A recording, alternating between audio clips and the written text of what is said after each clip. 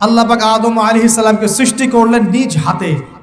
সূরা সাদের মধ্যে আল্লাহ পাক বলেছেন খলাকতু বিয়াদাই, আমি নিজ হাতে ওকে সৃষ্টি করেছি। আল্লাহর হাত কেমন সেটা ব্যাখ্যা করার দরকার নাই, এগুলো নিয়ে চিন্তা করতে যাবেন না। আল্লাহ পাকের মতোই, কারোর সাথে সাদৃশ্যপূর্ণ নন। আল্লাহ পাক এবার আদম আলাইহিস সালামকে সৃষ্টি করে নাম শিক্ষা দিলেন। ওয়াল্লামা আদামাল আসমাআ কুল্লাহা, এই মহাবিশ্বের যত জ্ঞান আল্লাহ পাক আদম আলাইহিস সালামকে শিক্ষা দিলেন। বলেন সুবহানাল্লাহ। এখান থেকে দলিল পেলাম আমাদের পিতা বানর থেকে হয় নাই, আমাদের পিতাকে আল্লাহ পাক সৃষ্টি করেছে। আমাদের পিতাকে কে সৃষ্টি করেছেন? আল্লাহ রাব্বুল আলামিন। তাও আবার নিজ হাতে, মানে কি? ভালোবাসা দিয়ে, ভালোবেসে, মহব্বতের সাথে।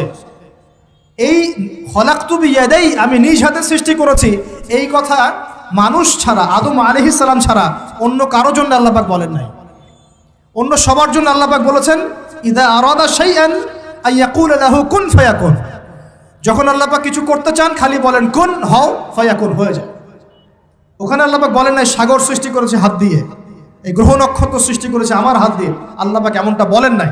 আদম আলাইহিস সালামকে আল্লাহ পাক কত মহব্বত করেন, আল্লাহ পাক বলছেন যে আমি তাকে আমার নিজ হাতে সৃষ্টি করেছি। আর আজকে তোমরা শেখাচ্ছ মানুষকে, আস্তাগফিরুল্লাহ, যে মানুষ বানর থেকে হয়ে যায়। কত বড় কুফরি, কত বড় শিরক, কত বড় লজ্জা। নিজের সম্মান মানুষ নিজেই ভাবে নষ্ট করতে পারে, নিজের সম্মান নিজে নষ্ট করতে পারে। আমাদেরকে আল্লাহ সৃষ্টি করেছেন আদম আলাইহিস সালাম থেকে। তারপরে যান, শুধু সৃষ্টি করেন নাই, আল্লাহ পাক সমস্ত নাম শিক্ষা দিয়েছেন। নাম মানে এখানে শুধু নাম, মঙ্গল, নেপচুন, প্লুটো এগুলো না। নাম মানে হচ্ছে জ্ঞান। নাম মানে কি? জ্ঞান। একটা এক্সাম্পল দেই, যখন আপনি বাচ্চাকে বলেন যে A for Apple, A for কি?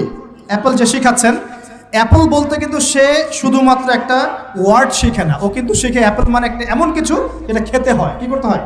খেতে হয়। যখন আপনি শেখান এ ফর অ্যান্ট, ও বুঝতে পারে অ্যান্ট হচ্ছে একটা সৃষ্টি, এটা চলাচল করে, কালো কালো দেখতে, ও কিন্তু মাথার মধ্যে ওটা ছবি এঁকে নেয়। তো এটা নাম মানে শুধু নাম না, জ্ঞান। আল্লাহ পাক আদম আলাইহিস সালামকে সমস্ত জ্ঞান শিক্ষা দিলেন। আল্লামাল ইনসান মা লাম ইয়ালাম, আল্লাহ বলছেন আমি মানুষকে সেই জ্ঞান শিক্ষা দিয়েছি যা মানুষ জানতো না।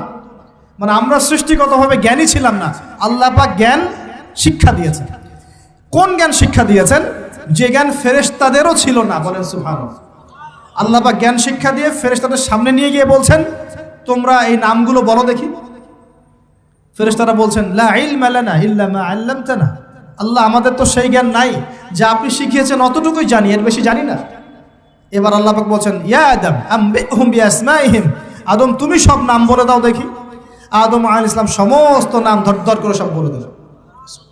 আমাদের পিতা জ্ঞানী ছিলেন না? ছিলেন না? আল্লাহ পাক নিজে তাকে জ্ঞান শিক্ষা দিয়েছে।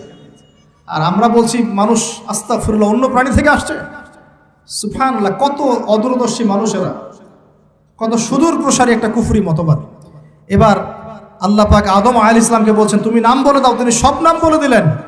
এবার গিয়ে আল্লাহ পাক ফেরেশতাদেরকে বলছেন এবার তোমরা একটা কাজ করো, ইয কুলনা লিল মালাইকাতি ইসজুদু লি আদম, তখন আল্লাহ পাক বলছেন যে আমি ফেরেশতাদেরকে বললাম তোমরা সবাই এখন আদমকে সিজদা করো। বলেন সুবহানাল্লাহ। কত সম্মান আমাদের পিতার। মহাবিশ্বে ফেরেশতাদের সামনে আল্লাহ পাক তাকে সিজদা করালেন ফেরেশতাদেরকে দিয়ে। ফাসাজাদু, সবাই সিজদা করলো, ইল্লা ইবলিস।